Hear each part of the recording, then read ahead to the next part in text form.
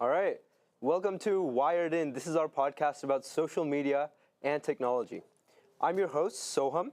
I'm Bruce. I'm Stanley. I'm Eddie. I'm Tanav. Today we're going to be talking about social media and misinformation, as well as its effect on mental health. So let's get started.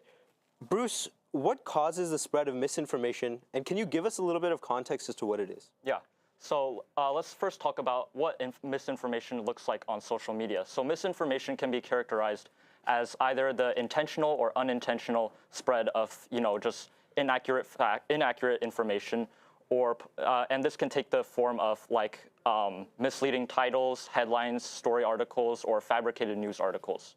So Stanley, why don't we talk about what the cause behind this is? Right. So the thing is, on social media, right, everyone's always competing for everyone's attention. And so as a consequence of that, in a race between content that's true but boring and interesting but false, the interesting content always wins. Mm-hmm. So can you tell us more about why people choose to spread misinformation online? Yeah. So I think one saying is very important, and that's outrage is the key to virality. When people really want to spread misinformation because they want to get a triggering reaction from people online, and that in result, gives them more attention on social media. And I think, stuff like this, it really has a negative impact on the social media habits that people have today. For example, a study done by USC surveyed around 2,400 Facebook users, and they had them complete a decision-making survey. And the researchers of this survey found from the results that the pre-existing habits that these Facebook users had really doubled or tripled the amount of false information that they were posting online. And I think this is a clear reflection of how social media algorithms today are inherently designed to force people to just keep posting information without putting any thought into what they're posting, and that really takes a detrimental toll on the facts. So the doubling and tripling is huge. What are some of the consequences of such a big impact of misinformation? I think one of the clear consequences is the fact that obviously the people's understanding of major issues are very twisted. And I think Stanley would like to talk a little bit about some of the things regarding vaccines. Yeah, so a few years ago in Disneyland, California, there was a measles outbreak. And this actually led to the sort of an anti-vaccine movement rising on Twitter, where people, began to spread conspiracy theories. And this actually led to a significant increase in vaccine refusal rates. And so it's an example of how misinformation spread online has consequences in the real world. Can you tell us some of the mechanics of how misinformation spreads? Yeah, so that's a great question. So a few years ago in 2013, there was a bombing at the Boston Marathon. And so I specifically want to talk about how misinformation happens during times of crises. So researchers at the University of Washington, they took a corpus of 97,000 tweets right after the event to sort of analyze how it unfolded online on Twitter.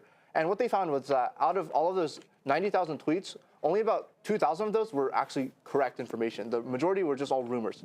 And so even though those tweets were corrections that happened after the fact, the thing is, those misinformational tweets had the most impact overall, as those are what most people believed. So it shows that in order to stop misinformation from spreading, officials need to give correct information at the beginning of any sort of tragedy or event. Another thing I want to talk about is going back to what Bruce mentioned about algorithms. Nowadays on social media, everyone's sort of feed is personalized to their taste, right? Like on Instagram. And this leads to sort of an echo chamber effect where people are constantly shown what they already watch.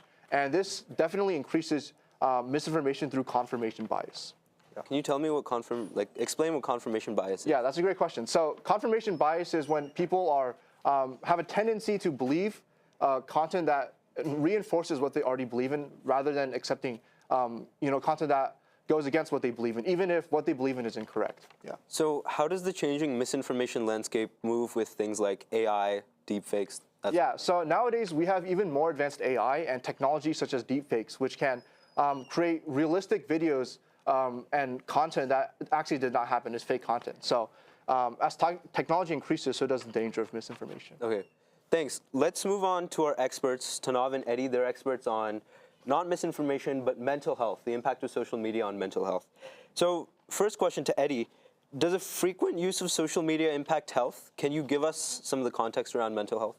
Well, I think mental health, when it comes to social media, has become sort of an overshadowed topic because social media has been so integrated into our lives recently.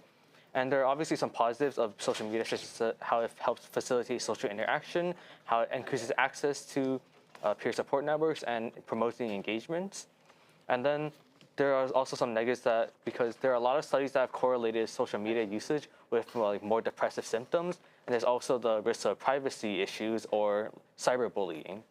And so there was this one paper that I was studying what's known as the Papageno effect, which is, in general, the benefits of social media, but more specifically, it's the reduction of suicide rates when people engage with posts talking about how they cope with suicide or overcome hardship.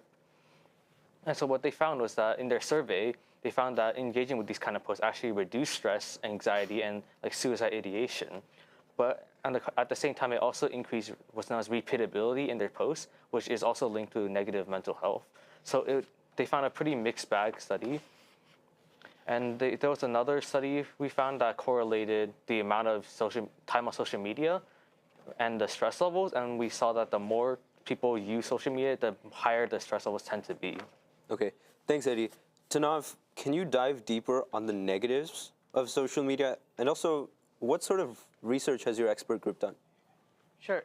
So in regards to our own research, we have had around 170 responses to a survey we sent out.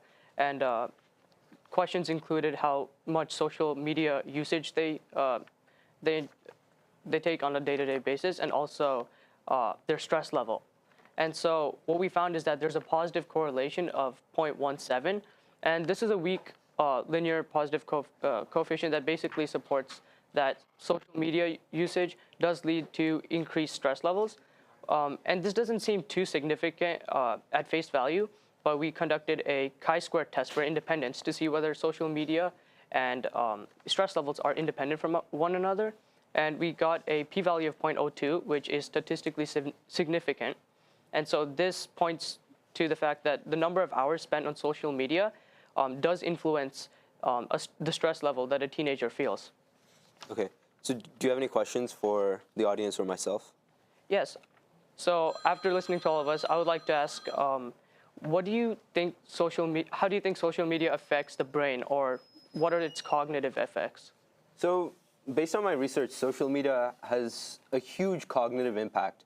Not only does it reduce our attention span, which is something I'm sure you felt, but also it makes it harder for us to remember things, and it increases the cognitive load on our brains that makes it more difficult to navigate daily tasks. So what is the first thing?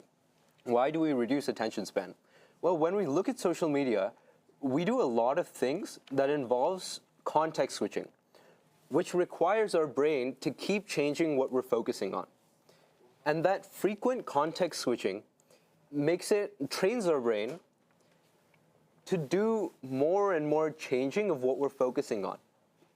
That results in a lowered attention span because we get addicted to the kinds of activities that we're doing in social media. And so as we keep changing what we're looking at, it's harder and harder to focus on things for a long time. So I'll give you an example. One example of when this is happening, The New Yorker is one of the biggest magazines in the United States. And several decades ago, they used to publish these 7,000-word stories that involved a number of things, but they were basically first-person or third-person stories that people would sit and read in their entirety. They don't publish those anymore. And that has to do with the rise of digital technologies, making it harder for us to focus for long periods of time. So they just didn't find the market for that sort of long-form content. So wrapping up what we're doing here, we really enjoyed speaking to these experts, and we're going to have them on for the next few minutes. Now we'd like to invite Mrs. Lewis to come in to the podcast. She's an... Yeah. So, Eddie, Tanav, go in the back. We know where to go.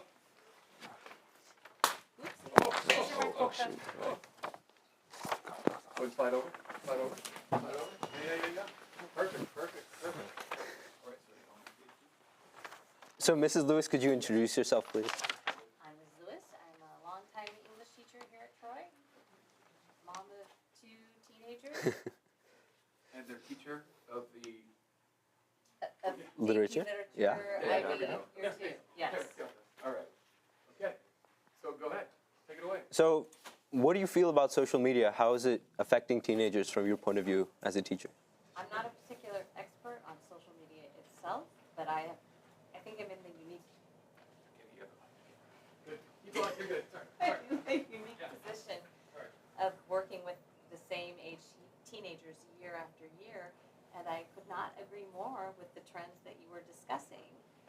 I think that there is less ability to focus, to pay attention, and this overwhelm, I think potentially from switching from topic to topic to topic, which also is like, neurotransmitter-wise, like a dopamine hit. So we're being trained to enjoy doing that, but that overall it's draining. It feels like it's relaxing, but that you're depleted from changing so often, and so that we all feel overwhelmed.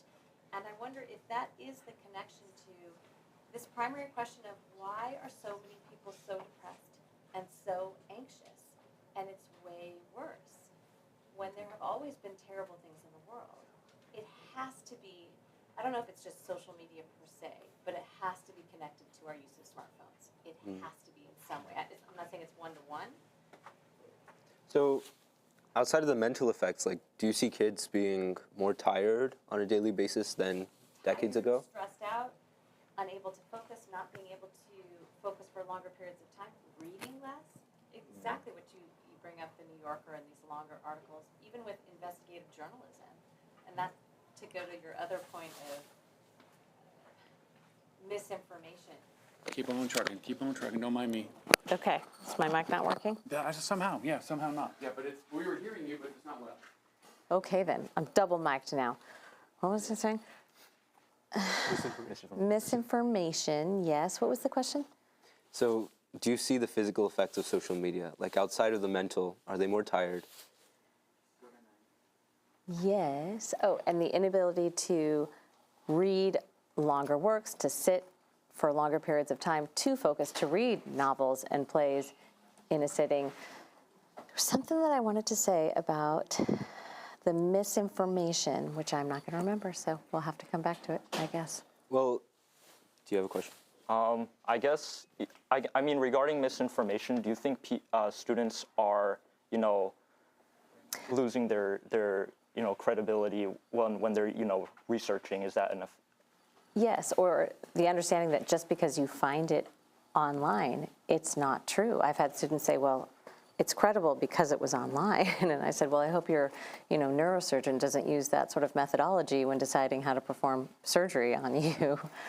But I do think it's correlated with the way people get their news, in that there isn't these deep dives, this investigative journalism, these longer pieces, because people access their news so differently. There aren't just the 3 major networks. So you have all these competing sources for news, and like you all say, people live in alternate realities in their own little echo chambers.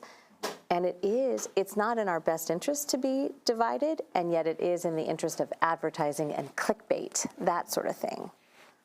And especially today with, social media, now pretty much anybody can be a news reporter as long as they, have that blue check mark. News, right? Yeah. I mean, so, AP scores, I don't think they've declined significantly over decades. But you say that, students, they find it harder to do their work. They're getting more misinformation online. So I do have opinions about this. I think the exam is easier. Okay. So I think standards continue to be lowered. Do you think, the lowering of standards over the last several decades is associated with this effect, like social media and whatnot? Correlation does not equal causation, so perhaps there are other factors at play. This has nothing to do with intelligence, right? You guys are very bright and you're very hardworking, but I give less work and grade easier than I used to.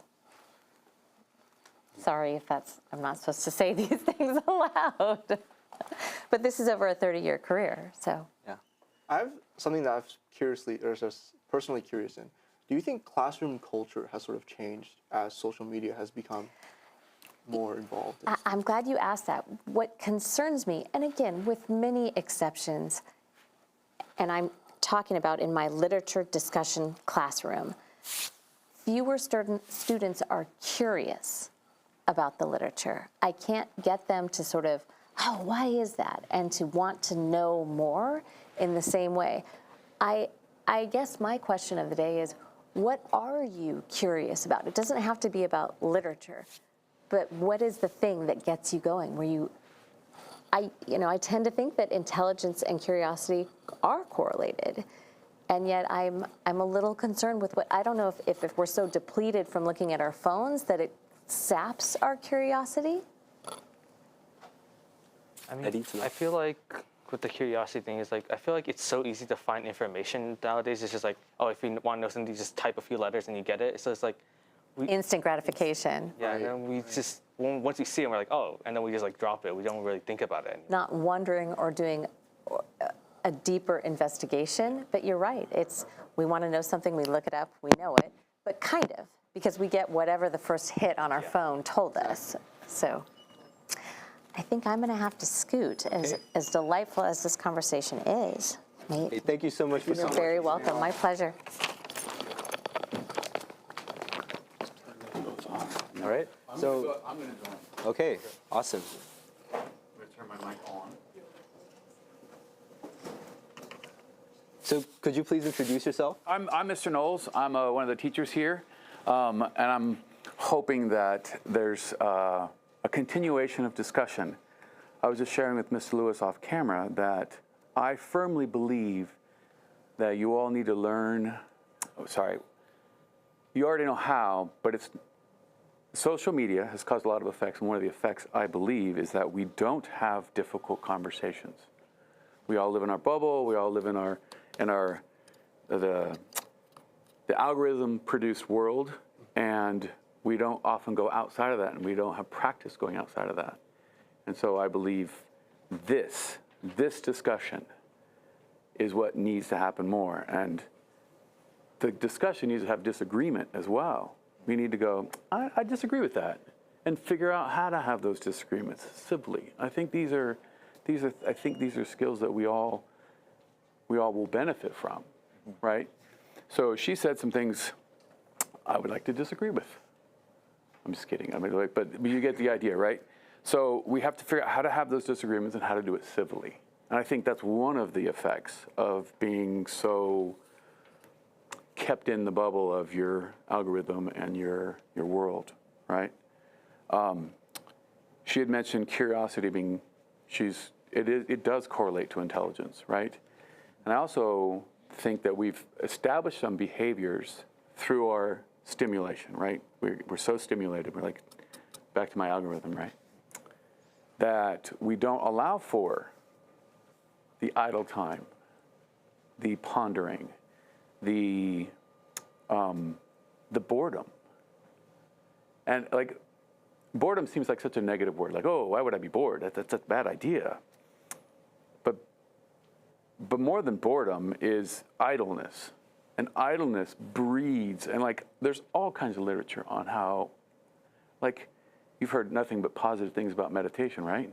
Like that's intentional boredom, if you want to like classify it, right? It's to quiet your mind down. It's to exercise all thought and become in this state, right? We idolize that, but any of the space between, right? We're like, oh,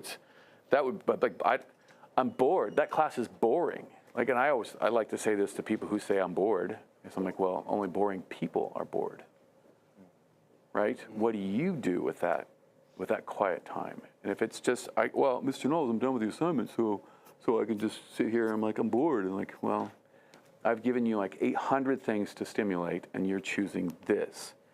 So that's what I see as the problem. Like, I've given the space for the exploration. I've intentionally booked more time than is necessary. If you're gonna use, if you were smart, you would use that time to be curious, just like Ms. Lewis said. And that curiosity gets to creativity. And I think curiosity and creativity starts to really manifest itself positively with self-esteem. I would argue that having a stronger internet makes us more connected with each other. And in fact, these days I'm watching like long form videos or listening to podcasts like this one that 50 years ago I would have never had the opportunity to do. So how does, like, I'd say for many people, the internet is actually a good thing, especially social media. Oh, yes, absolutely. Connecting ourselves to more information is good. But I also think we desperately need some information hygiene. Is the information clean, for lack of a better term? Is it good? Is it authoritative? And do we get that from social media? Well, like one of the things that we get bad information repeated, and our brain is set up, well, as soon as I see something that's wrong, like 9 times, I think 8 or 9 times, whatever the data says, then I think that's true, right? And then I start operating it. So I believe, yes, information is so much more available than it's ever been in history. It's crazy to think the amount of information we have at our disposal. With that, though, becomes a responsibility to have the hygiene. And so that's where I think we have, so to push back on the internet's great, it's great if we all have the critical capacities to understand that potentially the hygiene is not good. We get in our bubbles mostly because of actually, I think, from a lack of hygiene in the information. It's my term, hygiene. I don't know if it's the right term, right? And then I'd like to respond to your other, like the internet connects us, right? So there's some budding information or some budding research pertaining to that social media. We're able to interact, right? But how does that affect when you text somebody and they text you back? Is that the same as talking the way you're all listening to me now? You're looking at me, you're actively listening, you're nodding, right? Is it the same? Is it the same? And so there's some research, and it's really interesting. The budding research around this comes in the form of attention. You're paying attention to me, and that's what's fulfilling me socially. When you talk, I pay attention to you. You know I'm paying attention. I know you're all paying attention to me. And it's not that you're being listened to. It's that you're paid attention to. And that actually, there's some, the fMRI, where they're able to see that attention, known attention is where we get, that's what fills our social bucket. And the attention has to be synchronous. So we get it from a phone call, we get it from a FaceTime, we don't get it from our feed, we don't get it from text. So there are lots of phones in classrooms, like you said. It's, to some extent, seems to be disrupting literature and film too. How do you think we can fix the problem? What are some strategies? Like, there are laws now in some states that say we have no phones in schools. Is that a good law, in your opinion? No. Why no, not? I think we all, like, one of the things that's hilarious that, of all things, I'm getting interrupted by a phone call right now. So I believe that we should have the freedom. Like, I don't think a government should tell us what we can and can't pay attention to, what we should or shouldn't pay attention to. Like, that to me is an absolute freedom we need to keep. But we should learn, those schools should be teaching us about hygiene, information hygiene. They should be teaching us how to resist. They should be elevating, quote unquote, boredom or creativity or, all the things that the device is stealing from us. So unfortunately, though, there's not a ton of research about it. And responsible research is replicated, takes time, takes a lot of energy. And so that's starting to come about. We're starting to see some of that. John Haidt is a great guy, written some beautiful books. The Anxious Generation is one of them. The Coddling of the American Mind is another one. Great books about the actual effects. He's a psychologist, and he's telling us these are the effects of social media. That's where some of the attention research comes from. And I think we need to maintain those freedoms, but I believe we need to be taught how to manage that. And you guys have all gone through COVID and a weird time in your life, right? So I believe we're all kind of on the hangover, the COVID hangover. And I believe you guys are much better than the year past, and even better than the 2 years before that. Like, I believe my vantage is it's getting better. Students, you guys are learning how to put the thing in your bag and turn it off. You're learning that talking to each other is important. You're learning that if we're going to just be waiting around for a teacher to do something, it's not time to pull out a game. And you guys all know this. You might, whether you do it or not, right? You guys all know that maybe talking is best in that moment. That's already a step in the right direction from, say, 2 years ago and 4 years ago. So I think it's really interesting that this idea of banning phones is brought up, because I want to tie it back to sort of misinformation. And what I mean is, like, how do we control information without violating people's free speech, right? How do we censor information without, violating people's free speech? How do we do that in an ethical manner, right? That we could talk about for the next few hours. So should it be that you guys have access to any conversations, to any visual, any video, should you be able to see beheadings? Should you be able to see pornography? Should you be able to see that? Right. And like, because right back to that hygiene question, right? Right. The answer to that question, I believe, is no. And sadly, you can't unsee those things. Those things affect you, especially a developing brain that's trying to figure out their place in life, their identity, especially as we go through puberty. All these things are changing what's happening, right? All these feelings and emotions and urges, that all. And then you throw in some of the ways in which we can be stimulated now. Oof, that's rough.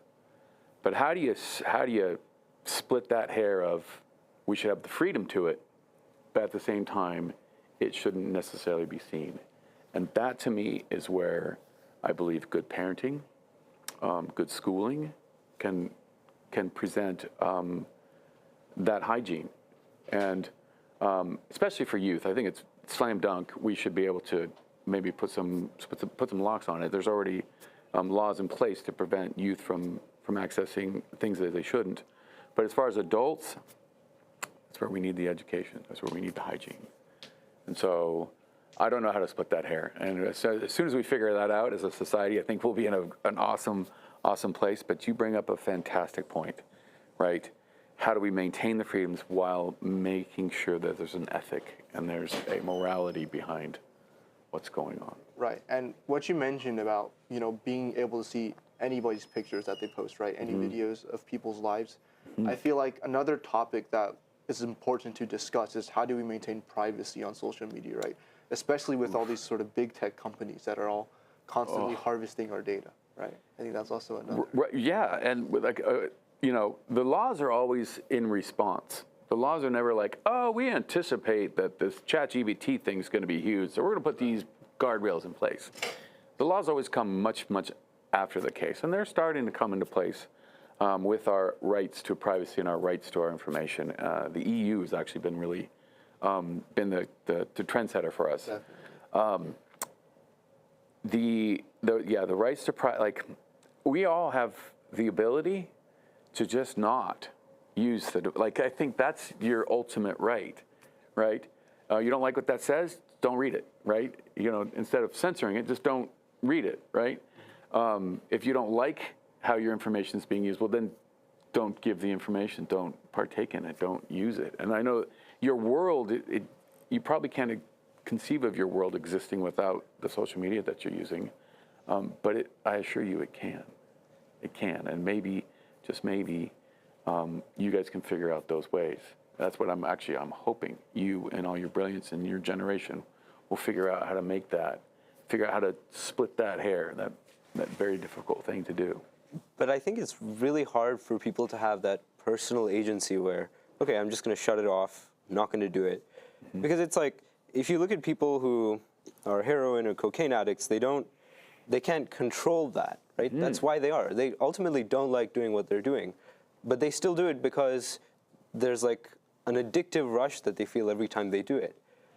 I think social media, to some extent, especially given the highly digital environment that we've created in 2025, it's very hard to just take ownership of what you're doing and enact your will everywhere. Right. So I would like to just point out, do you all think that's a parallel? Heroin? I think like to a certain extent, like not as extreme, but like every time you do time like kind of scroll and you see something like oh, maybe I'll find something I like, maybe I'll find something I like, and you just keep like trying for it. Right? Right. Actually, cocaine and social media like Reels, they have similar dopamine releases. Right. I was just wondering if you think that's like the research is pretty clear. Like the same sorts of hormonal responses exist, and then we're allowing that as a society. We're allowing you to have that drug. We're allowing advertisers into your world, right? We're just allowing big tech, big pharma, big whatever. Come on in, and like it's just like it's rather eye-opening. But it's interesting. Like you all are like nodding, like yeah, it's a similar response to these not so great drugs, right? Exactly. So this is where we have to start figuring it out. And like I make the joke whenever a student, because I make students leave their phone when they go to the restroom. Mr. Knowles, I don't have my phone. And of course, that means they got their phone taken away. And I just say, it's because your parents love you. They took it because they love you. And I wish that there was more love. I wish your parents would take your phone. You can exist without it. There's phones all over the place. You'll be able to get, we can get a hold of you. Like that would be a dream to me. Like let's just go without the drug for a little while. Can you guys fathom like maybe going the whole weekend from here now until Monday morning? Till Monday after class. Don't touch a phone. Can you conceive of it? Would your life just like, implode? Most people are like, I can't imagine doing that. I can't like, but you can. Well, people's social lives are now like very technological because if I want to go meet with a friend, I either call them or I text them. Right? Right? Right. So yeah. what am I going to do if I don't have my phone? Right. Well, there's tons of options. I would just like to simply offer, if you go back to what we know fills you socially, and that is the attention. So yeah, phone them. Don't text them. Don't DM them. Phone them. Okay. And then go over and visit. Play a game. Engage in your world. Do you think Figure out something creative to do. Do you think like today we look at, smoking as something that we're very surprised that people smoked regularly 50, 70 years ago? Do you think in 50 years social media is going to be like that? I truly believe that when you all have kids, you'll be like, nah, my kid is not, no. I believe this grand experiment that's going on in all of your worlds, on all of your brains, I think you will go, And I think the research will make it very clear. Yeah. Research will make it very clear. The data are amazing as far as like how it's affecting you. And it's not necessarily positive. My daughter always, do you just hate this generation, Dad? No. There's actually a lot of attributes about you that I think are incredible. You're the most rule-following. You're the most kind. You're the most empathetic. You are the most accepting of any group of kids that I've seen, bar none. Like off-the-chart levels that. Those are all fantastic qualities. So kudos to all of you. But there's some negatives, and I think you guys all know about them, right? And so, no, I don't dislike the generation, but you guys have had this experiment. Like we didn't know what this is going to do. We don't like. Again, we'll know after some of the research comes out. Why? Yeah. I also think that a lot of like teens, they want to get value back from activities, maybe extracurricular activities or going outside with friends, but maybe it's hard for them to do so because they're so trapped with social media. Yeah. And so what suggestions would you give to teens who are trying to break free from the cycle, but their dopamine levels are just so fried to the point that only social media could give them some sort of escape? I've thought a lot about this, and I believe we would all be served by, I would be served by, going away to a camp. Going to a camp that's disconnected. All there is activities, art, sport, swimming, hiking. Just go away to a camp that is devoid of all that. Everybody's going to realize that the only thing left to do is interact with each other and to engage in our world. And I think that will reinforce, like that's a period of time, a week, a month, a whole summer, where you can be taught, just like these things have taught you to keep coming back to it, right? You need to have the experience so you can learn that, oh, I can totally exist without this. I'm sometimes late to class.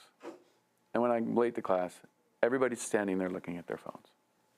It used to be that talk, right?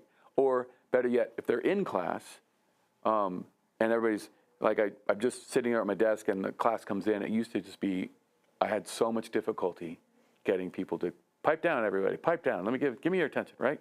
And now it's just the opposite. It's just the opposite. Like, it's totally silent at the beginning of class because everybody's got their dice, right? We just need to learn. Like, I brought this all up because there's periodically the kid who doesn't have the phone, and like you could see them totally struggling, like they're wanting to engage in the world, but everybody else is turned off, right? So it's just enough of us need to realize, let me put the phone away. How's it going? How's your day? Right? Did you do the homework for this class?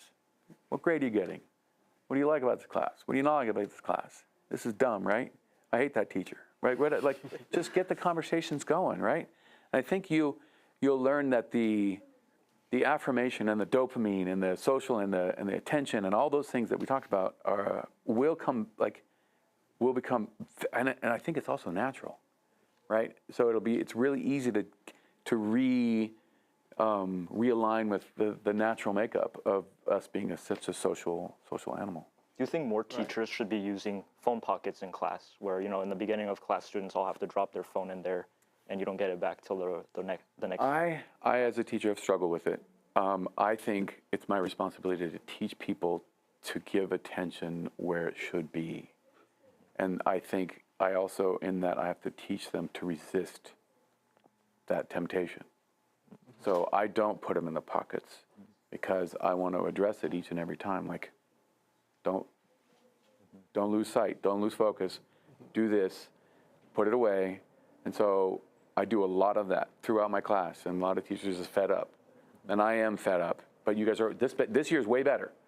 And it was better than last year and better than the year before. So it's trending better. So I totally understand why. And there are times when I tell everybody, like, go away from your desk, we're gonna come over here and have a discussion. And it's great, because I've separated them from their phones or their computers.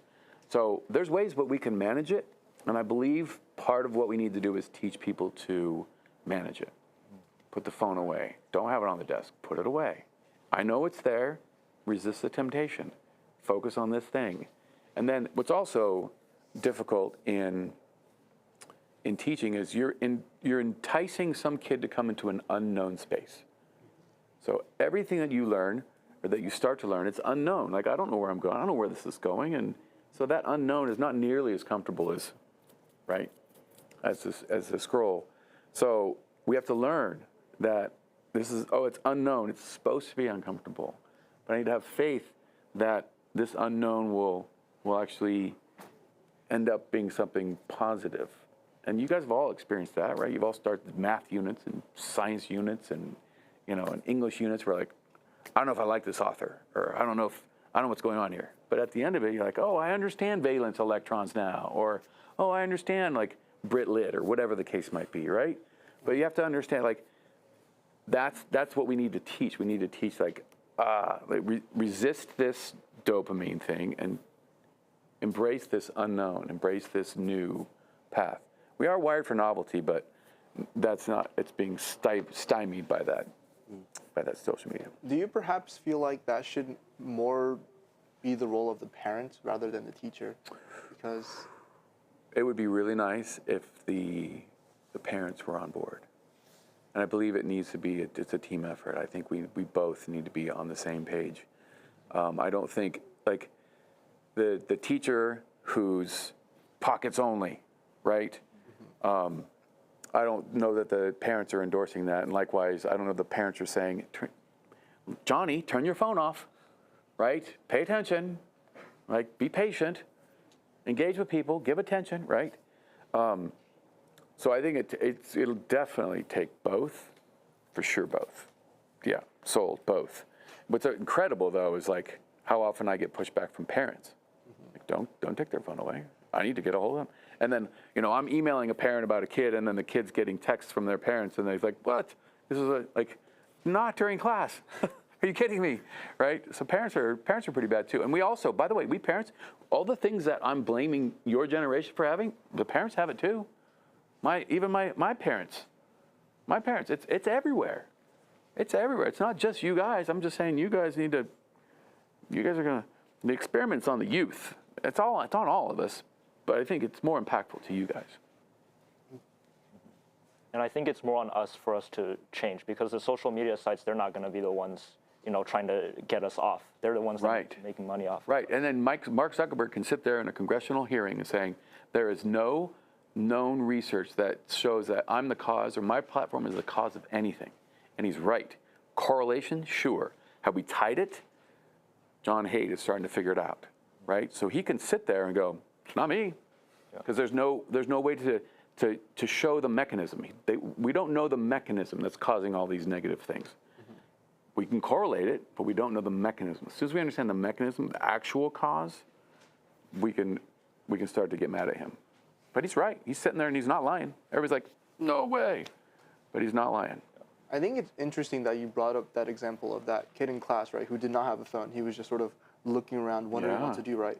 I feel like there's some sort of network effect where people see other people using social media, right, and that causes them to want to use it too. So it sort of spreads like a virus, right?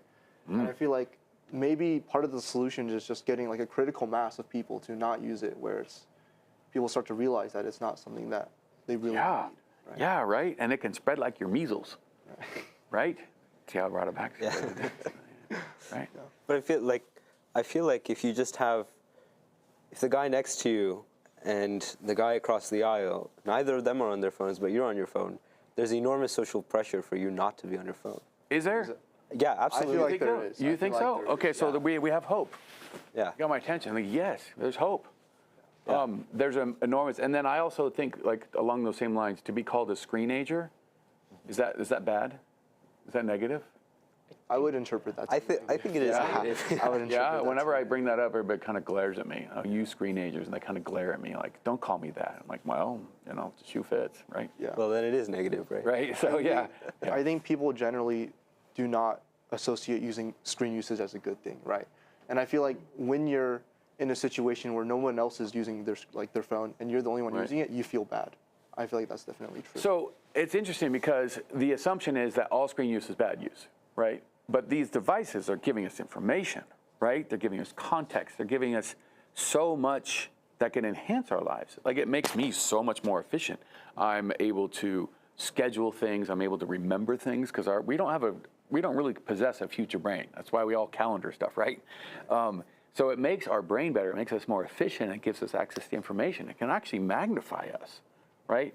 But it's interesting. We're living in this space right now where it doesn't matter that I'm being efficient. It doesn't matter that I'm being communicative. It doesn't matter that I'm, adding context or information. It's just all seen as bad, right? So it's very interesting. Some people are like, no, don't have the device. Engage it. Like, we just have to figure out, like, to keep the good parts of it, to not do the bad parts of it, and figure out how to do it socially so it's more acceptable. But I would agree with you. Like, right now, if one of you pulled out your phone and be like, come on, right? So yeah, that social pressure should exist. Like, just like if the TV was on and we're all looking at the TV, we'd be like, were you gonna, should we turn the TV on? Like, right? Right. So, I mean, I think that's just normal. Like, hey, we're all here. Let's all pay attention to each other, right? Mm-hmm. I mean, I think another factor that's contributing is like the fear of missing out, because like a lot of time you hear people just talking about like, oh, did you hear about this? Did you hear about that? And then people are start getting curious, like, oh, like I didn't know about this. I don't know about that. And like, oh, where'd you find it? Like, oh, it's on it's on Instagram. It's on this platform, that platform, and then it's just like people are afraid of like missing out on like the most recent trends or like the gossip, and it's like, and stuff is like usually never like that important. It's just like something that they might find interesting, and then they're just like, oh, I got to get on. So one of the lessons I actually teach in all my classes is to understand your values. What do you value? What's important to you, right? And if the social media use is in line with your values, cool. If whatever you're doing on your phone is in line with your values, great. I believe the phone has allowed us to detach from our values in a way that's never happened in history. So I teach what values are, what values do you possess, and then I have people look at their screen time. I'm like, how much of the screen time is in line with your values? And is it? And so to your point, like, we have to figure out what's good about it. I don't know if that was your point exactly. Yeah. I think what Eddie said is definitely true. And this could also go back to if you're in a social setting with a lot of people and none of them are on their devices, then the one who is on their device would feel like they're missing out on social interaction. And so I think you need an initial shift from the majority using devices to the majority not being on devices. And that transition is what's so difficult, especially in schools. Critical mass. Yeah. Yeah, actually, I was going to add on to that, right? Like this idea of network effect. I know Troy, they have their own like Instagram page, right? And they post information on there. The thing is though, I don't have Instagram. So whenever I try to see what's on the Troy Instagram page, Because your mom loves you. Yeah, it doesn't let me see what's on there. So like, it makes me feel like I need to get an Instagram to know what's going on, but I don't want to, right? So Good for you. Jonathan Haidt talks a lot about network effects. Nice. Yeah. Nice. Jonathan Haidt, you know him. Yeah. Yes. Also, so AI with tools like Oh, geez. ChatGPT. Can we just do a different episode on AI? No, I promise it's Okay. related. Okay. We're going to see a rise in content generated by AIs. Like today, humans make content, plenty of content that's low quality. That's what we don't like watching, right? But we watch anyway, knowing that it hurts us. AI generated content is going to be even worse. So how do you think we need to deal with AI to make sure that it doesn't have horrible effects on our brains? Even though it is incredibly useful in plenty of aspects of our lives. I think it goes back to the hygiene. We got to be careful about what we're consuming. And I like that's the only, right now, it's the only thing the only response I have to it is, yeah, it's going to be better, right? It's soon going to be that symphonies and movies are going to be AI generated, and I'm confident they're going to be just as good, if not better, than some of the greats. Yeah. And because it's going to dial into what our brain wants in a way that it's never been done before. It's going to, and it's just a matter of hygiene. I don't know how else to. We have to know that know what it is and know to resist it. Clean ourselves of it. I want to know what your opinion is of consuming that sort of AI-generated content. Like, if you read things that other humans write, that's great. But if the New York Times starts publishing articles that are written by an AI, will you read it or not? I have thought a lot about this, and I go back and forth. Because if the content is good, if it's objective, well-written, insightful, and it's AI generated, well, gosh, should I reject it just because it's AI? Yeah. I don't have the answer to that. I have a feeling that it's going to be up to the New York Times to have the hygiene about it, to make sure that it has all the characteristics that are good, and that's still going to take a human. That's it. I don't know. And if you start talking about like I said, music, opera, paintings, we've already seen like introduction, and like AI right now, it's the worst version of it we're ever going to see, and it's stunning. But it's the worst it's ever going. It's only going to get better. So, I don't know. Let's go ahead and wrap up because we're slipping away into AI. Yeah. But go ahead and why don't you go ahead and sign us off here? Yeah.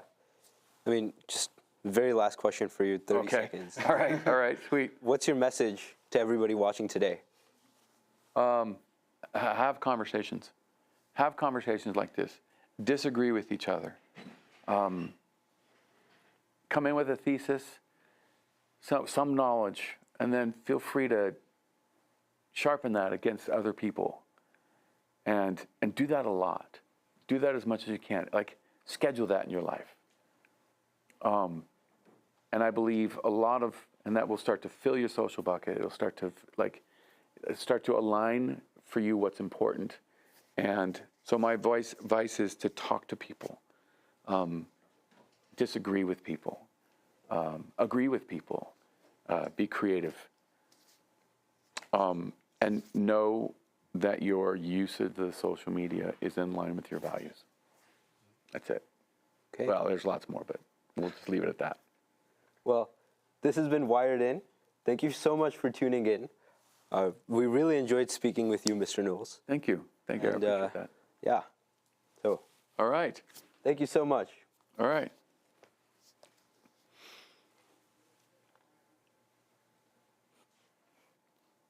And so the hope is that we faded to graphic, and then we went offline. We'll see. We'll see if we like that. You guys are awesome. So